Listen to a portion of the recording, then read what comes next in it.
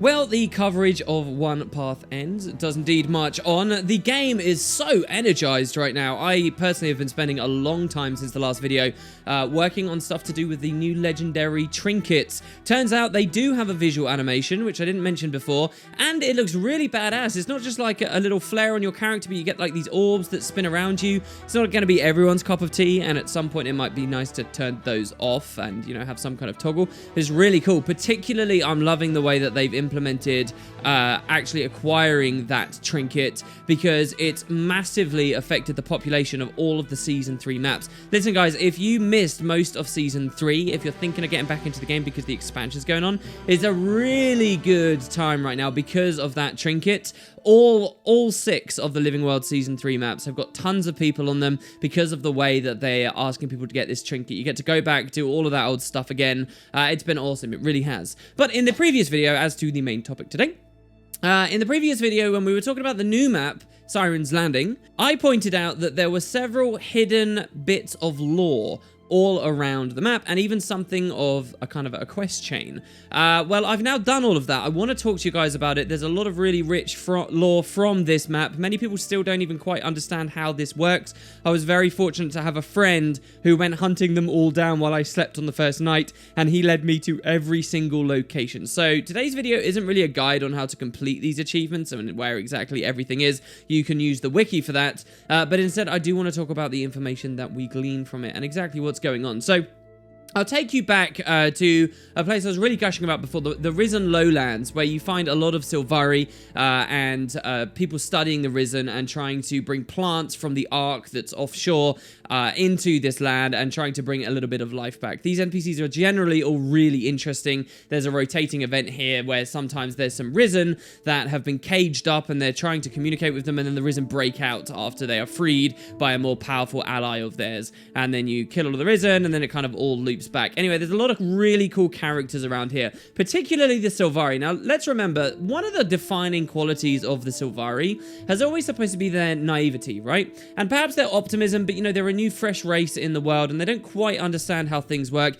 and you get these really awesome observations that come from the Sylvari, like you'd expect from a very small child sometimes. It's really cool. You know how you can ask a kid something, and they'll respond in a weird, eye-opening way? That's the magic of the Sylvari to me, and you see them talking about that kind of stuff in this area of the map. That's where it all begins. Like, so for example, there's a couple of Sylvari here who are talking about Zaitan and Morgemoth, and talking about how, you know, Morgemoth essentially created life with its corruption and its, you know, the way that it spread through the world. And if you catch the end of their conversation, like I did, you'll hear them saying, yeah, you know, this stuff was dark and it was dangerous, but it was still life.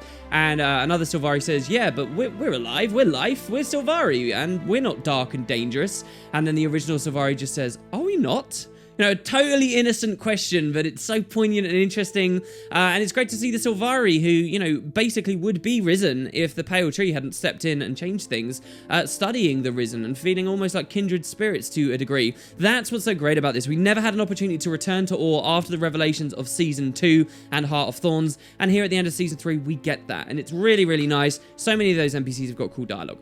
Alright, anyway, so there is one particular Sylvari, and that's who I really want to hone in on. First of all, Sylvari called Dahlia. Now, Dahlia is located here, bowing down, crying, it would seem, into a pile of flowers. And she says, well, what brings you around?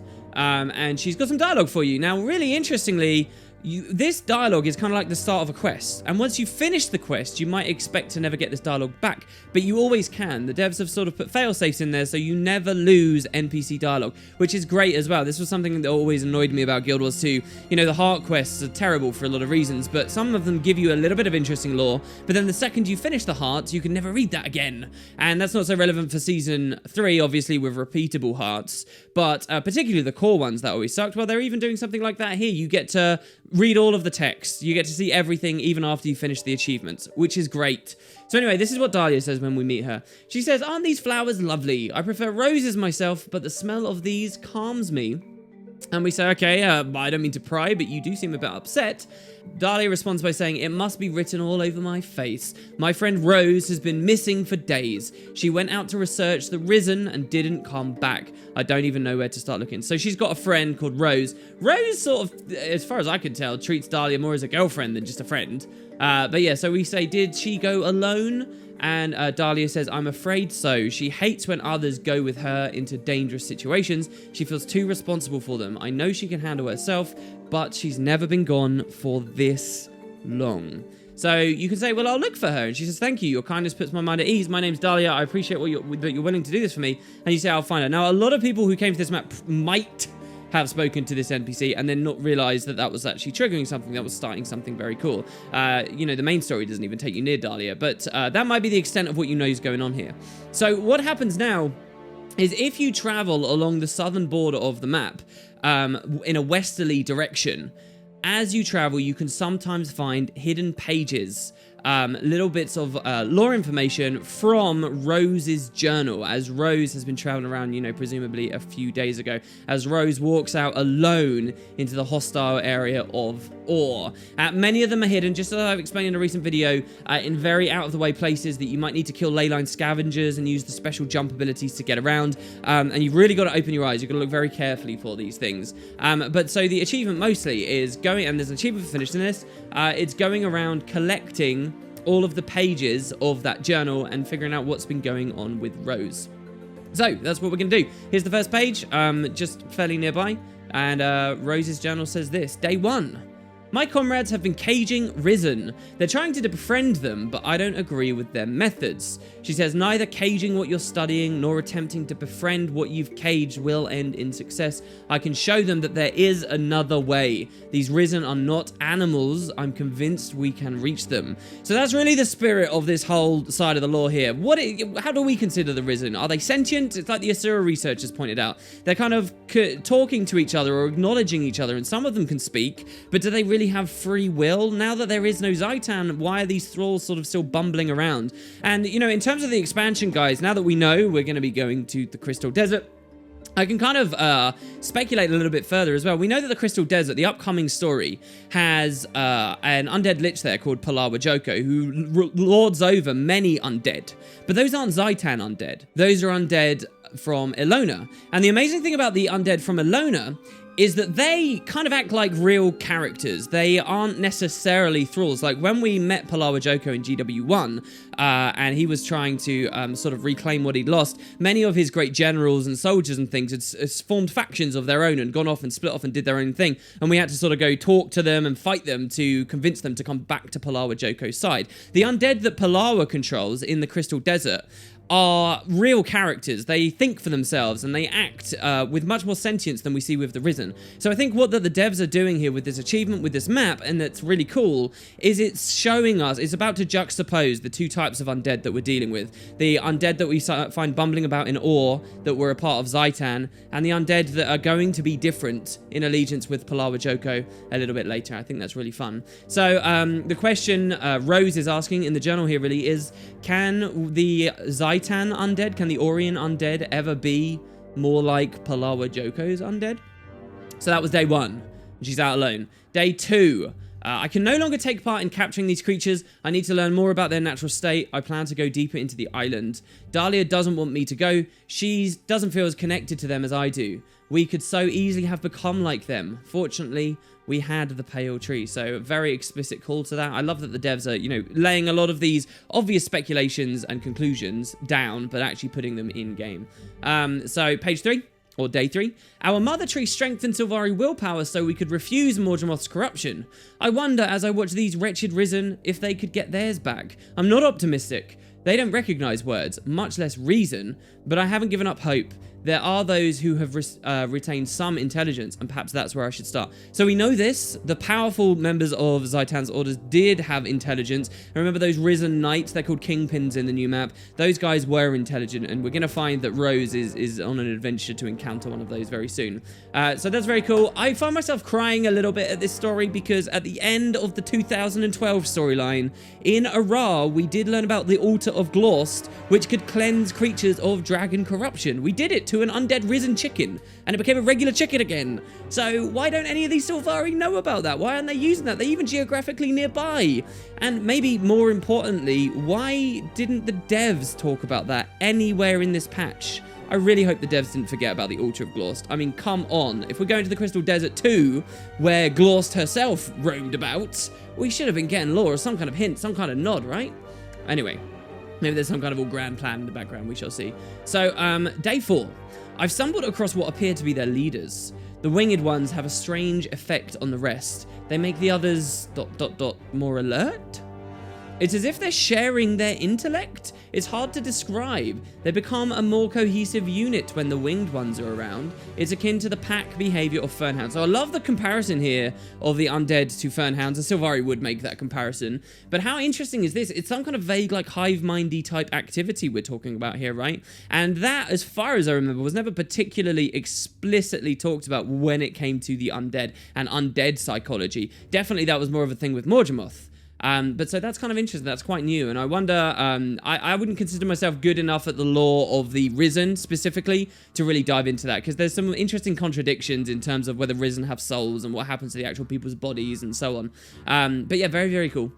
Moving on to day 5 very quickly. I travelled further inland, says Rose. The architecture here is far more grandiose. So we're talking about, you know, the reliquaries now. It truly is a sight to behold. I'm amazed that the rise of ore didn't completely reduce these monuments to rubble. I find it curious on this page that she's curious that the rise of ore didn't reduce them to rubble, because that was a closer event to her birth.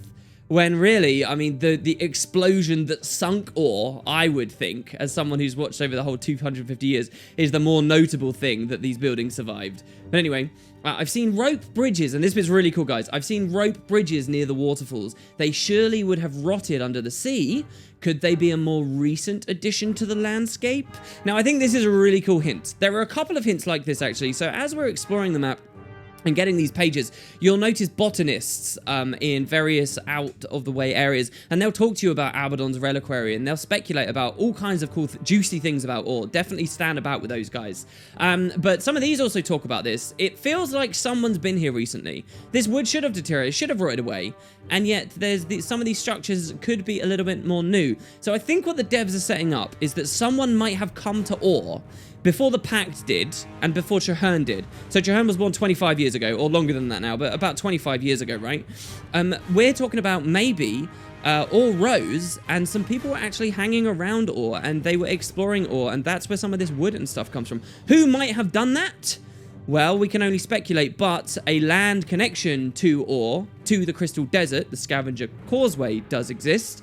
Who's to say maybe, I was talking about the juxtaposition of the two types of undead there, what if maybe Joko was curious about ore and the Orion undead and the undead Elder Dragon, and Joko sent some of his men up there at one point? We're talking about other undead could have built these bridges and things, came and left. And later in today's video, guys, in just a little bit, we'll have another reference to an idea of someone else was here. It's really cool. I love it. I love it. It's more stuff to think about with ore, all these various chapters of this place's history.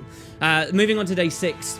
Rose says, I barely made it out alive. I approached one of the winged risen. I was hoping to speak to it, but the herd came charging at me. I fled as if my life depended on it, and I've messed everything up. I've lost my bearings, and I have no idea how to get back. I'll hunker down under this wreckage for the night, but I'm missing my Dahlia. I can't wait to go home so that she can scold me. Maybe these two are just friends. I took that as more of a relationship-y comment there. Maybe they're just friends. So, a little bit of jeopardy here towards the end on day 6, that was. And last but not least, on day 7, 1 week after leaving. And by the way, this idea of the multiple days I also really enjoy. You know, the version of the game that we play, the way that we explore Tyria, is a lot smaller scale to how it would exist in lore if it was a real place, right? So 20 minutes of walking across Tyria as a player, we could get through all of Kryta. But 20 minutes of walking in the real world would only get you, you know, from the gates of Divinity's Reach to maybe the borders of Shamor or something like that, right? And so I like this journal as well because it shows, you know, this character traveled a whole week out and it's still Siren's Landing and it's just a little bit away, and you know that's how difficult it is to travel through ore alone. So on day 7, after a whole week, what a naive fool I've been. I'm walking in circles now. I find myself back at the spot where I spent the night. My wound is throbbing. I'll stay here one more night to heal, and then I'll try again. My little haven is surrounded by crumbling statues. There are no risen in sight. Natural heat comes up through the ground, keeping me warm through the night. And so that's basically it. The last we hear really is them struggling, them saying that they're a fool, and basically on the brink of death. This idea of natural heat, I wonder, is a suggestion of the reliquaries from underneath or something. Not entirely sure of that. But yeah, and we basically have to close the journal at that point. So that's the last page. And what happens now is pretty cool. Once you've got all of those, if you explore the area near the last page, what you'll find is a jumping mushroom you can jump onto to go to a little greenhouse observatory area.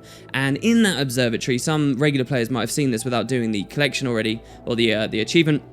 You can actually find a dead Sylvari, so Rose did die out in Ore alone. And also, beyond that too, there's a boss will spawn there.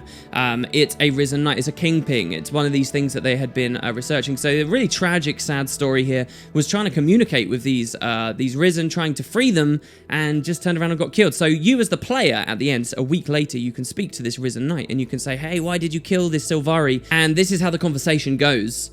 The Kingpin says, leave or die. And we originally, if you haven't done the collection, the only thing you can respond with, I killed Zaitan and I'll kill you too. And you just walk off. But once you've done, which is a badass line, by the way. But once you've done the collection, the response is, we can say, what have you done? And the undead says, what I was made to do, deliver death. And we say, she meant you no harm, she was trying to free you. And the Kingpin says, I am free. Free to continue dispensing Zaitan's wrath to the world.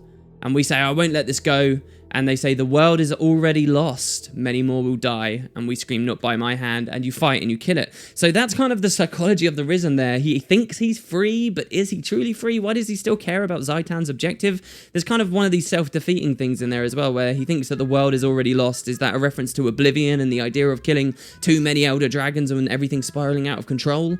Really, really interesting. Very tragic. Really, really love that little story there.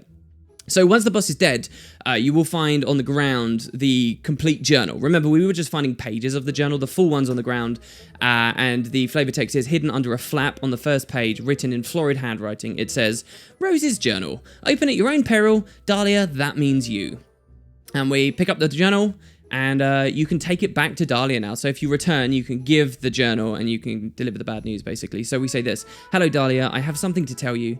And Dahlia says, is it about Rose? You found her, didn't you? And we say, I did. I'm sorry, she was killed by one of the Risen. And she says, oh, I told her, she never listened to me, and now she's gone. I should have. And we say, don't blame yourself. Here, I found her journal. You should have it.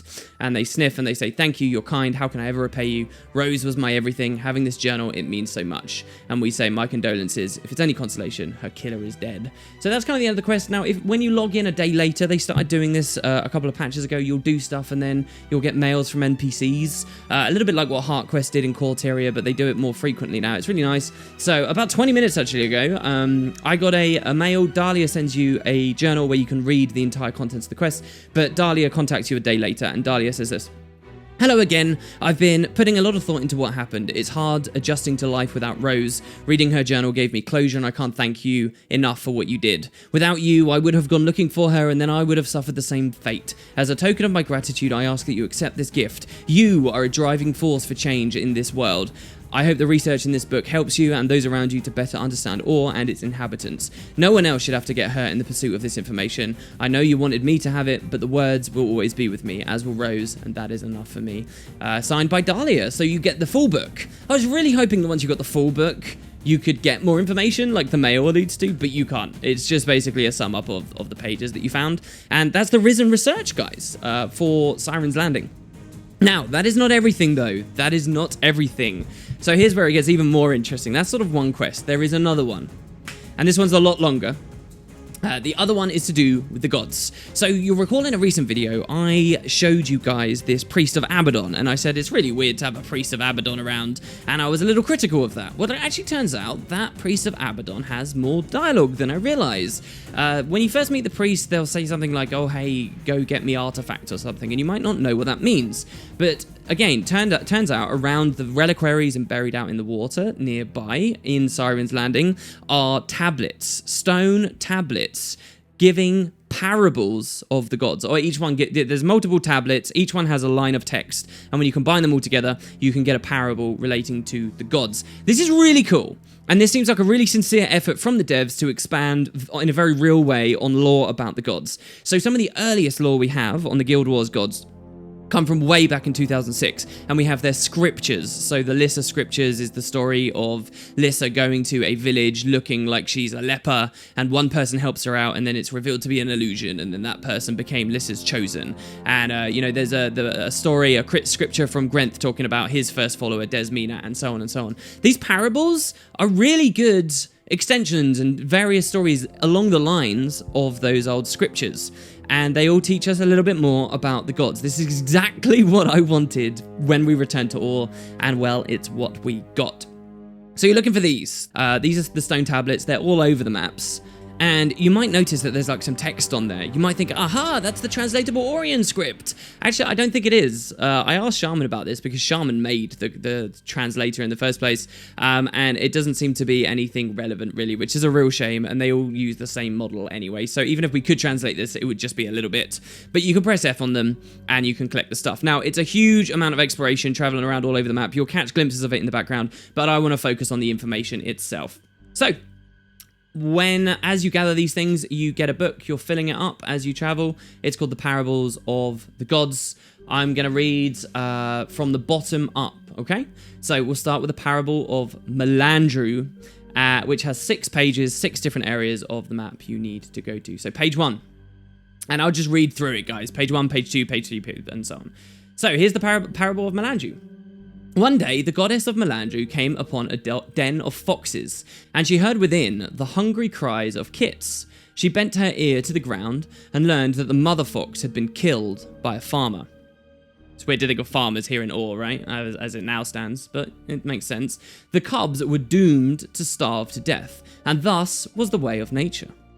Melandru sought out the farmer and asked him why he had killed the fox, thus condemning its kits to sure death. The farmer explained that the fox had killed one of his chickens, and therefore he had taken his vengeance upon this fox. Thus, said Melandru, is the way of nature. Later that year, the farmer prayed to her, calling her name in his darkest moment. In his presence, she saw that he was in mourning and asked what had happened. Wolves, he said, have taken my daughter. Can you not bring her back to me? Melandru was not unkind, as she said, no.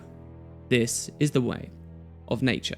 So there you go. That's the Parable of Melandru. I think we can all learn a little bit of something there. It's very similar to a story I really like, which is the story of the Zen master who just kind of watches, and it's a story that demonstrates, time keeps moving, the story's never over. Anyway, moving on, Parable of Lissa. As you guys know, Lissa is still to this day my favorite of the gods.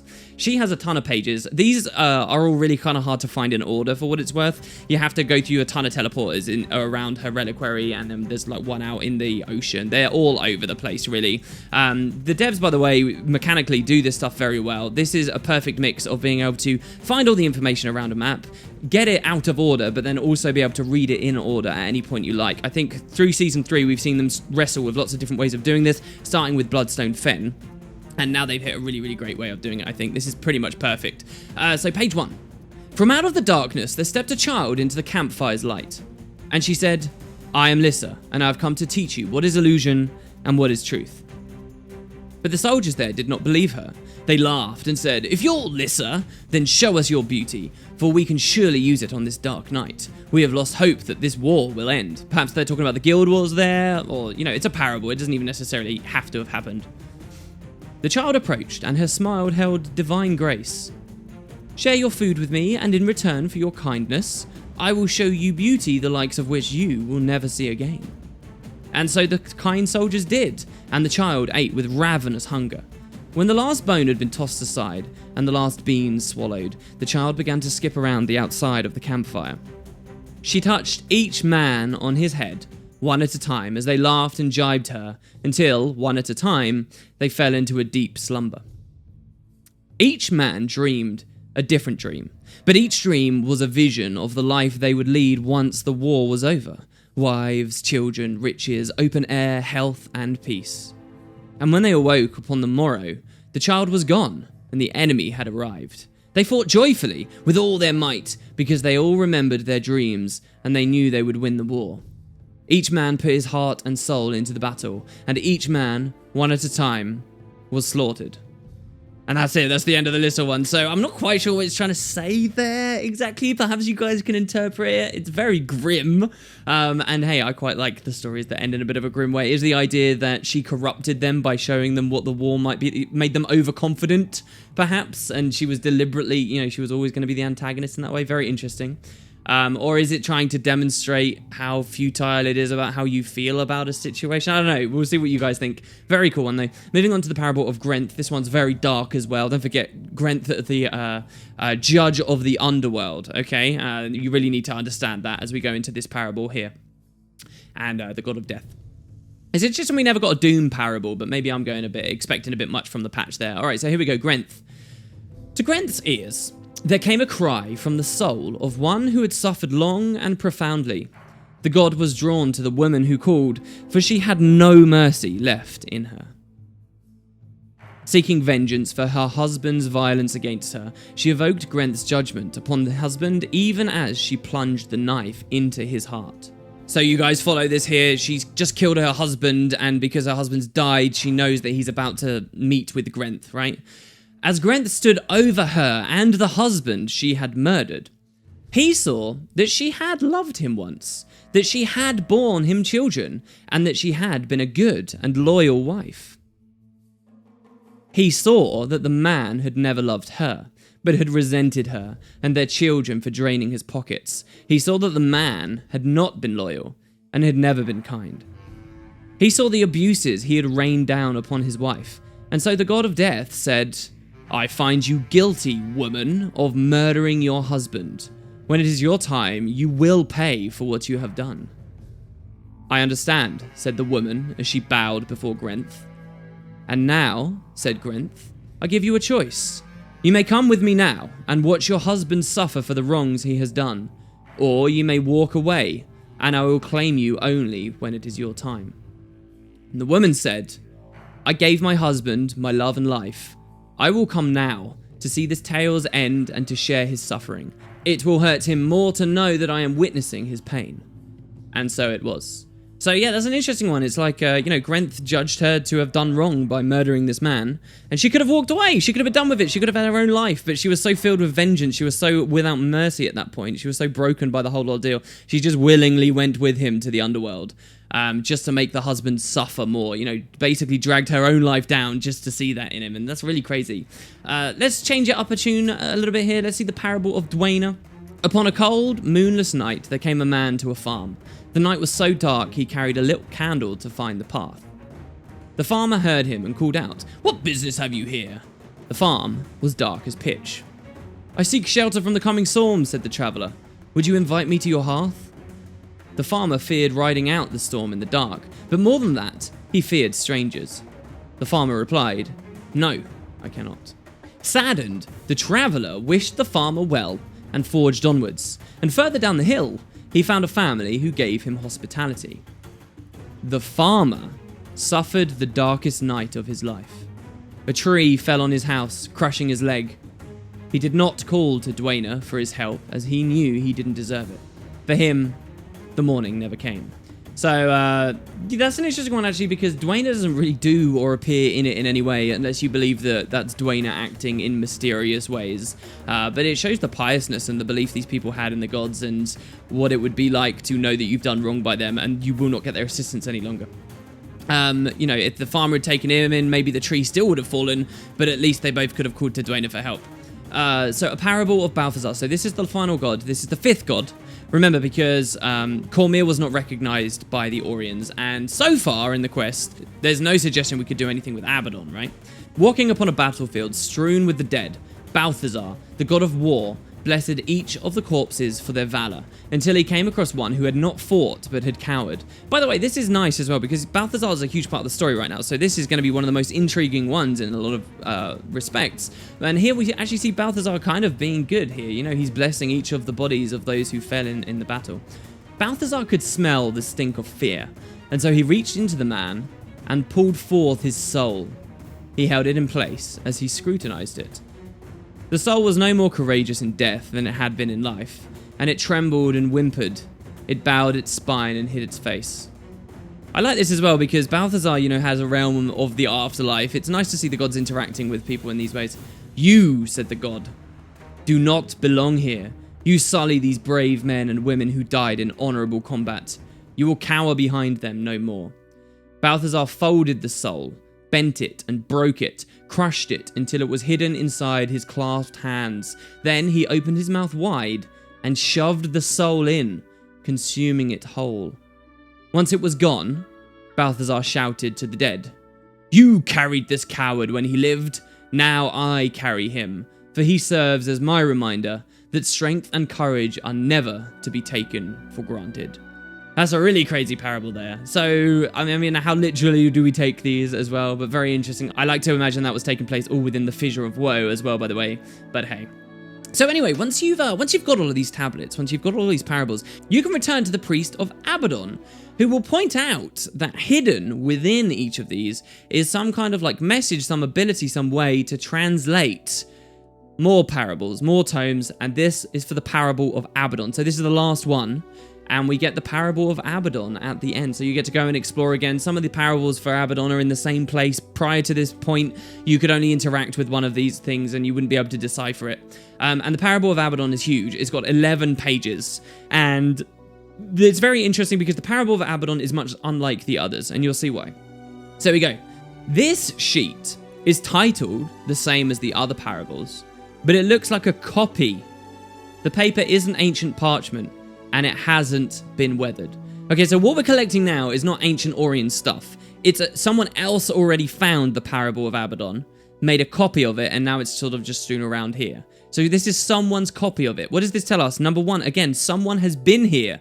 Like perhaps the people who built all the rope bridges and stuff. Someone has been here and specifically studied Abaddon stuff and learned about that. So who could that be? Is it Joko's undead? It's very curious, isn't it? But so we read on. So this is what the copy says. And thus Ra was built, sector by sector, in honor of the gods. It rose into the clouds and sank deep into the ground. The people of Ur decorated it with gold and gems befitting the gods who protected them. The gods were pleased, and so it came to pass that the gods came to Ur and made it home. Look, this is the origin, the foundations of the cities. It's great. They came to Ur and made it their home. With the gods came artifacts, relics, and secret knowledge, and the gods wished for a safe place to store these treasures. Now, I'll just point out that back in 2012, we heard that secret place was in the vault beneath Ra. Specifically, though, those were secrets to do with the Elder Dragons. Those were hid underneath Ra. What we're talking about now, I guess, are more secrets and relics and other things that they also wanted hidden, but maybe weren't to do with the Elder Dragons. So read on. Abaddon, who was the god of secrets, knowledge, and magic, Abaddon designed a set of reliquaries to hold these priceless items. As a gift, he gave one to each of the other gods and created his own at the centerpiece. And that's where we are. That's Siren's Landing, guys. Abaddon constructed this place. These reliquaries he connected on a magical grid that illuminated them all. Thus, he kept thieves and defilers at bay. I'm not quite sure what the logic here is. The idea is that if a thief tries to steal from one, there's magic, so much magic flowing through it, they kind of can't, I guess. Anyway, reading on. And that's the end of the parable, really. That parable is just talking about the foundation of this area of the world. But the next page says this, that this copy of the parable has notes in the margin, and it was written by a modern hand. So remember, we've been reading a copy, and so this is now the notation. So this is what someone in the world thinks of what we just read. Abaddon sent away? Gods wiped the records of him. Childish! Why so many Abaddon relics here if true? Is this even a parable? ? So this person is questioning the authenticity of this message because we have heard, and we as players have heard as well, that when Abaddon was cast down by the other gods, they tried to eliminate all memory of him, all knowledge of him. He just wasn't anywhere, and that was a big part of the Guild Wars 1 story. Like, we never heard of Abaddon until Nightfall came out, and we started getting those details. And when you went to the Realm of Torment, you found libraries filled with information to do with Abaddon, and tons of stuff about him that the gods had all cast away and tried to cover and hide away. And so this person here writing in these notations, he's basically saying, okay, if Abaddon had been thrown away and sent away by the other gods, which was childish, how are there so many Abaddon relics still here in this area of the world? He says, there's no mention of the reliquaries in the history books. Did the gods hide it with magical veil? Did they sink it too? But post-god maps show that this region existed. We may never know the truth. So now what he's questioning is, okay, if they got rid of all information about Abaddon, when the gods left in the year 0, they left these reliquaries here, and there were maps that were showing that this place existed here. So how does that work? He says we may never know the truth of that. He says ore gets sunk and then rises. Maybe they had a magical veil that was shredded, and that's what revealed the reliquaries? Hee hee. Abaddon, keeper of secrets. He has the last word. And so, yeah, I love that idea as well, that finally, you know, Abaddon's secrets are laid, and the gods failed in hiding him purely from the world. So yeah, lots of questions. Who is the character that had these notations? Why were they interesting in Abaddon? Will we ever get rock-solid answers to the stuff we just saw there? I don't know. But I love that we got a bit more with Abaddon here. My only real complaint with this patch is all these supposed secrets, and you don't really ever hear what those relics were and what those secrets were and so forth. Not really. And I think that's more a failing of the main story, which we'll get into later. Anyway, with this Abaddon one as well, you can return to the priest of Abaddon, by the way, and he talks a little bit about what he believes in. He has a lot of really great information there, essentially saying some of my favorite theories that, hey, maybe Abaddon was a good guy, maybe the gods were wrong to have banished him, maybe he was trying to defend us, maybe he thought we were good enough to have the magic from the one bloodstone, and people were idiots to bow to King Doric. All those really cool stories, which have never really snuck well enough into the actual game and the franchise, are here in Siren's Landing. And to me, that is freaking amazing. Really, really cool stuff. Great 2 achievements. Very much recommend you guys check them out and go for them yourself. See what you think about them. And there you go. That's the lore in Siren's Landing. Some of the more detailed stories that have been lying under the surface, and in some ways are more entertaining, I think, than what the main story actually gave us. So let me know what you think, guys. Tell me if there's any deeper theories or other ideas that you have here, because I will help those get into future videos and we'll have more cool speculation. But thanks, everybody. Hope you enjoyed. I'll be back very shortly for even more stuff on the new patch, because again, it's bloody huge. We still got a ton to talk about, and hopefully before the expansion announcements. Cheers, everyone. I'll see you shortly.